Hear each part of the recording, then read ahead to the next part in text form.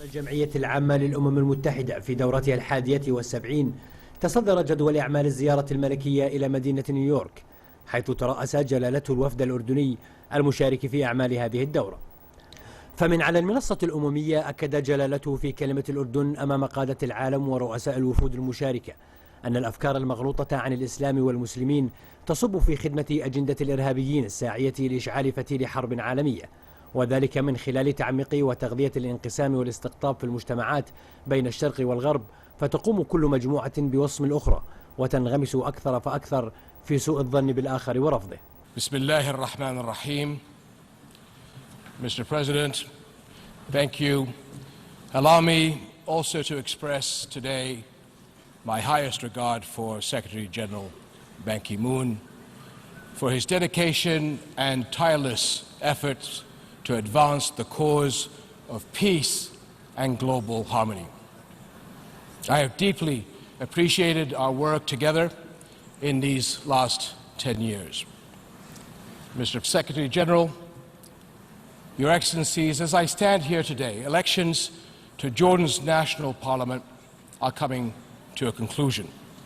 It is one more step on our country's positive evolutionary path, a path to which we have insistently conformed despite regional turbulence and a massive refugee burden.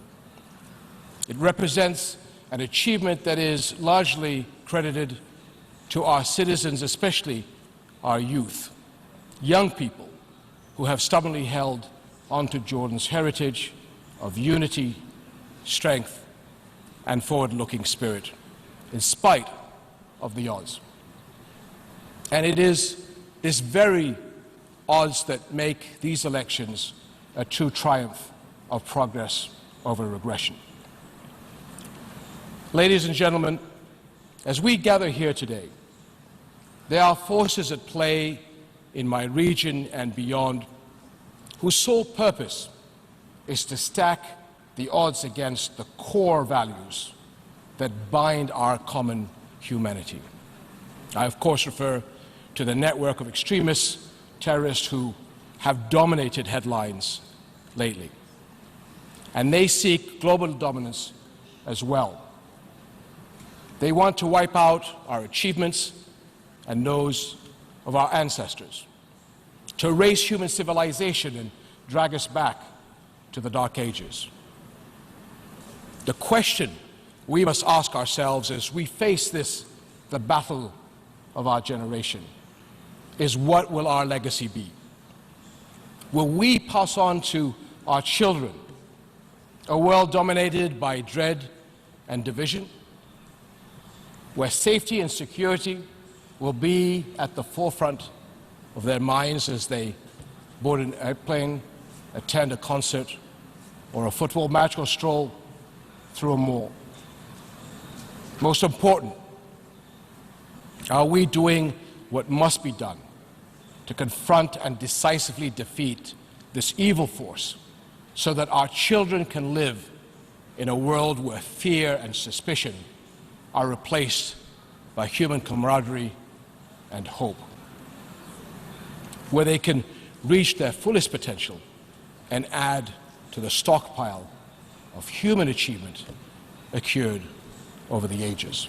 As much as I wish it were otherwise, sadly, the answer to that question is no. How can we be effective in this fight when we haven't clearly defined who the enemy is? Who are we fighting with? And who are we fighting against? And I'm struck today, after several years of facing the global war on terror with a lack of understanding of the true nature of Islam, that I find among many Western officials, think tanks, media leaders, and policymakers. I find myself stating the obvious again and again.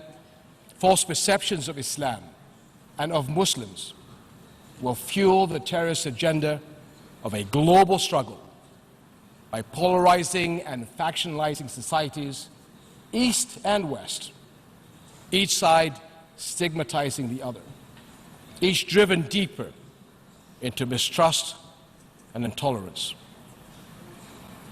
Muslims, a quarter of the world's population, citizens of every country, have a central role in the future of our planet.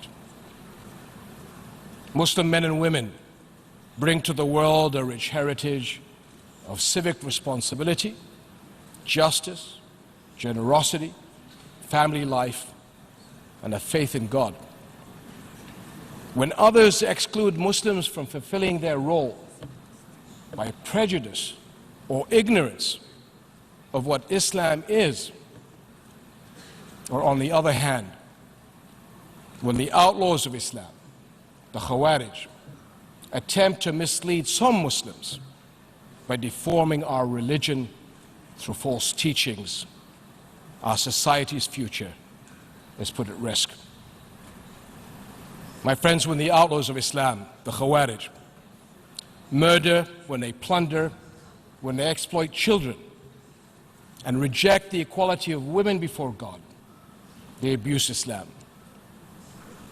When the Khawarij persecute minorities, when they deny freedom of religion, they abuse Islam. Islam teaches that all humanity is equal in dignity. There is no distinction among different nations or regions or races. The Quran forbids coercion in religion.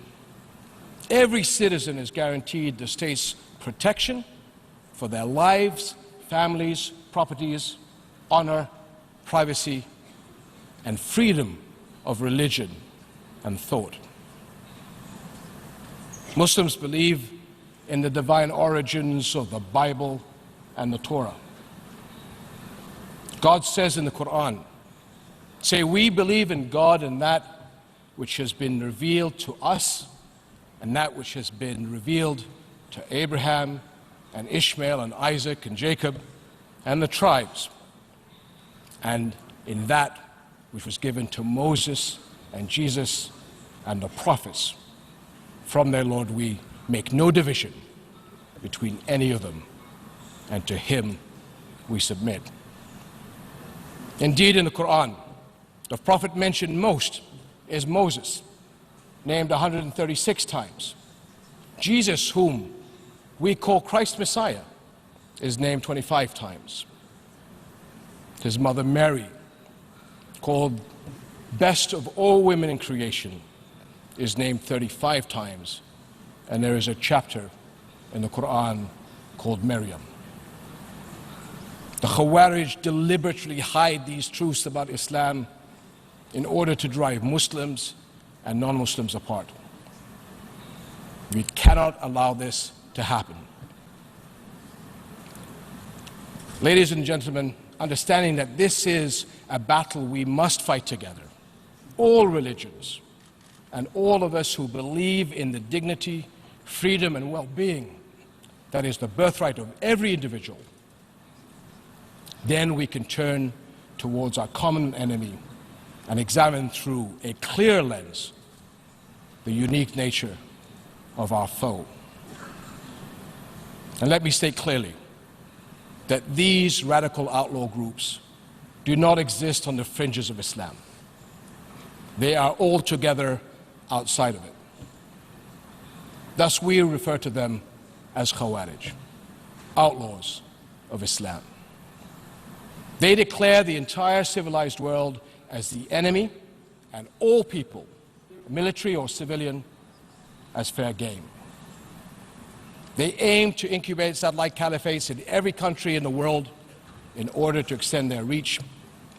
They also expand fast and wide through their mastery and exploitation of modern technology, as well as social media.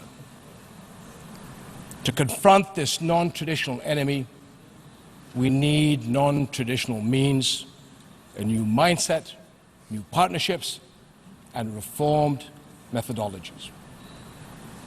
For Muslims, first and foremost, this is a fight for our future.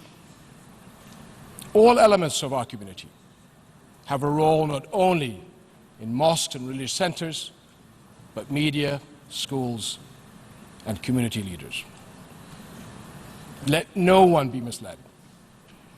Traditional Sunni Islam and all of its schools of jurisprudence decisively reject the ideas and claims of takfiri jihadists.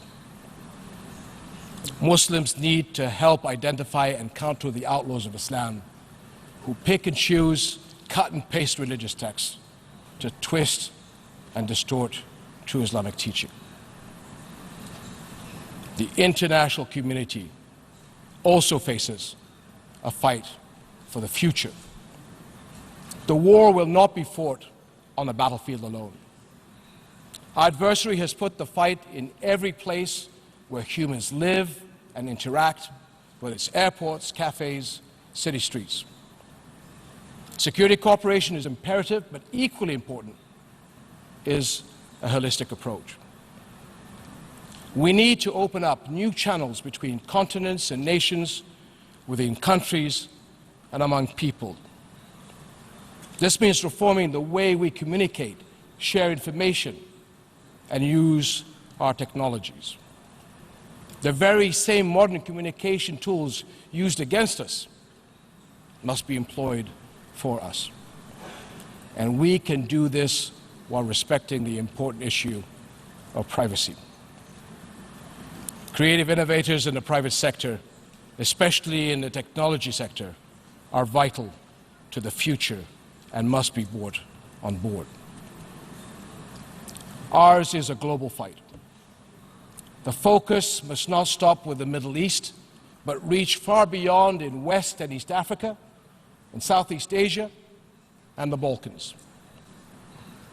In Syria, a military approach will leave no winners, only losers on every side, and further civilian suffering. An end to the violence ultimately demands a political process, one shepherded by a unified global vision and led by all components of the Syrian people. In Iraq, international support remains critical as the government and people continue to uproot the Khawarij. However, key to achieving and sustaining any success is an inclusive approach, engaging all components of the country in the political process and in state institutions. My friends, as we pursue these goals, our international community must also take responsibility towards those whose lives have been crushed. Millions of refugees, victims, and impoverished. And we cannot decisively defeat the scourge of terror and violence without decisively rooting out the injustices that provide its fertile ground. From the prisons of Abu Ghraib to the streets of Kabul and schools in Aleppo, injustice and humiliation have left tremendous human suffering in their wake. No injustice has spread more bitter fruit than the denial of a Palestinian state. And I say peace is a conscious decision. Israel has to embrace peace or eventually be engulfed in a sea of hatred in a region of turmoil. Safeguarding Jerusalem is a key concern. The Holy City is a strategic linchpin, not only for my region, but for the world. This is a priority for me personally and for all Muslims. And we utterly reject attacks on Muslim and Christian holy sites and any attempts to alter the historic Muslim, Christian, and Arab identity of the Holy City. And as the custodian of Islamic holy sites in Jerusalem, I will continue my efforts to protect these places and stand up against all violations of their sanctity, including attempts for temporal and spatial division of Al-Aqsa Mosque, Al-Haram al-Sharif. My friends, perhaps the central and most vital battleground for this defining war of our generation is the mind. the despicable, damaging ideology of hate, murder and self-destruction spread in crash courses online and elsewhere must be confronted with a counter-narrative of hope, tolerance, and peace. Together in this General Assembly and in our regions, countries, and communities across the world, we have the power to create that counter-narrative. Let us show we also have the will to act. Thank you.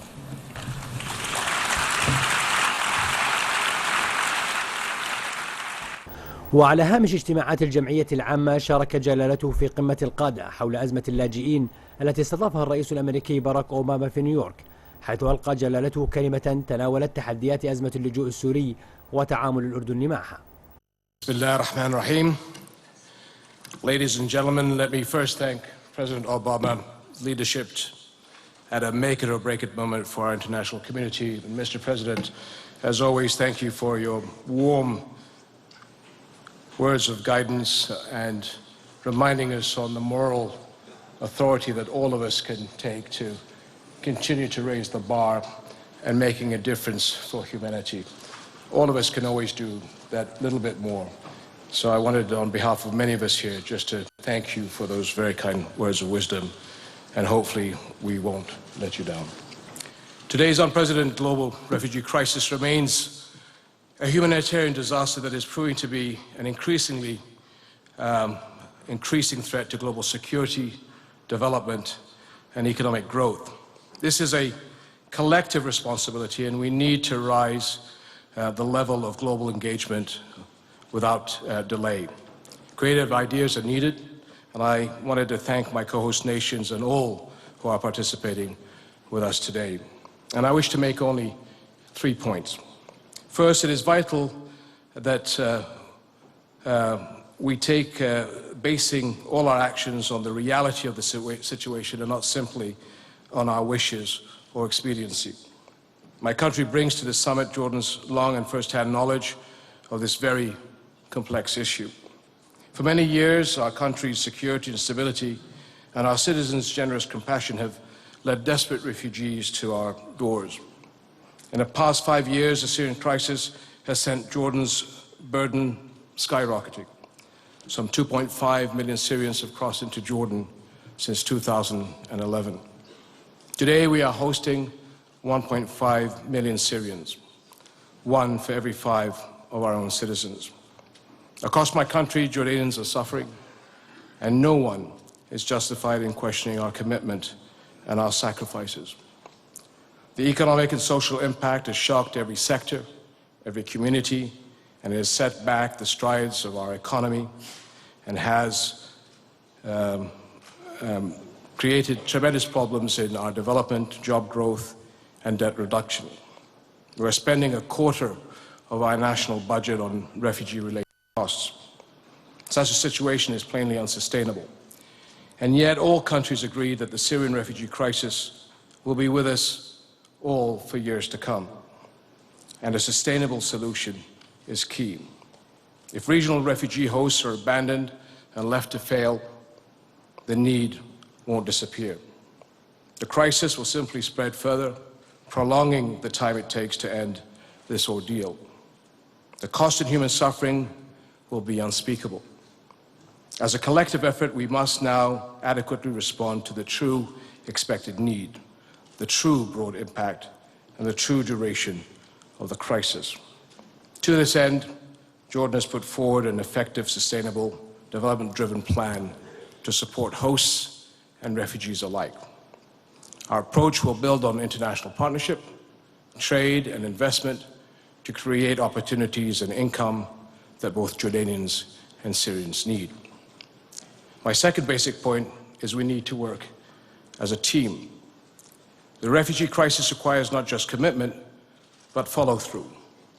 Any effective development-based longer-term solution will need to engage host countries, donors, the private sector as well. Shortfalls in funding, lack of participation will undermine shared goals. Together, we must translate pledges reached at the London conference and this summit into results on the ground and where they are most needed to strengthen capacity and resilience at the national and community level. The private sector also has a critical role. My country is working closely with the international community to implement new programs, and one important initiative is the relaxation of EU rules of origin, supporting a jobs-rich trade under easier conditions and simpler terms. And our priority is then to create jobs in local communities, especially those hardest hit by the refugee inflow. And in the past few months, we have issued more than 28,000 work permits to Syrian refugees. More than 160,000 Syrian young people are in our schools, and we hope by the end of this year to be able to add at least another 40,000. This will allow young Syrian people in schools to acquire the tools they will need as adults to rebuild post-conflict Syria. My final point is that a truly sustainable solution should begin by safeguarding Syrian women and children from being used by Daesh and other terrorist organizations which are manipulating human trafficking and taking advantage of the movement of displaced groups. And it is imperative that the international community steps up to help and provide support for Syrians inside of Syria and not wait till the refugee crisis further aggravates. So my friends, Jordan has done much and remains committed to doing the right thing, and I hope we all do the same. I look forward to the success of our summit. Thank you very much.